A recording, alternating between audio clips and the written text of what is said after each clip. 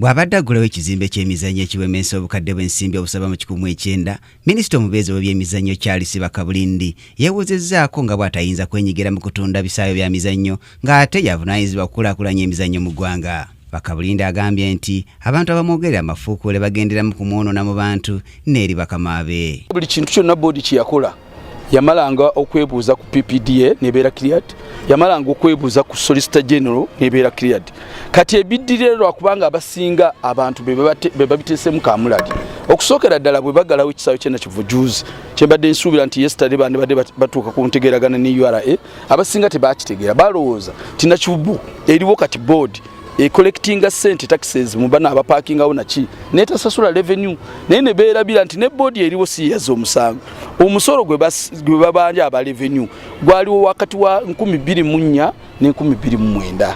Minisita annyonnyodde nga gavumenti ya wakati bw'enneeteekateeka y'okuzimba ebisaawe mu ggwanga ebiriko ebifo munaasobola okuggibwa ensimbi ezisobola okusobozesa ebifo bino okutuukiriza emirimu gyabyo. Kye twagala ti akasozi kano we tuli kabeere center of sports.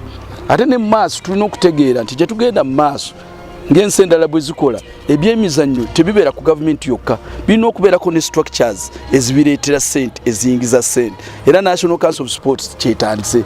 Abawandiisi wa National Council of Sports Nicholas Mulamagi ategeezezza nga bwekyali entandikwa bakyazimba ofiisi endala omunaddukanyizibwa emirimu gy'ebibiina byonna ebiddukanya emizannyo mu ggwanga. Tumaze kino naye we tulaga tugenda kuzimba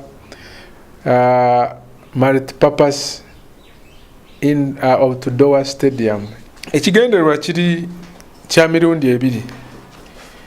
Ekisooka twagala kuteekako ebisaawe oba facilities zetusobola okugyamu sente zetwongereza kwezo ku gavumenti zebeetuwadde. Kusinziira ku Mulamagi, ekizimbe ekizimbiddwa kisuubira okuyingiza obukadde bw'ensimbi obusoba mu 6 buli mwaka, era ng'ebibiina ebimaze okusasula ofiisi mwe bigenda okukolera emirimu gyabyo kuliko aba basketball, cricket, FMU n'ebirala bingi.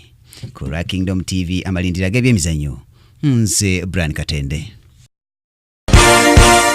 This is Kingdom TV.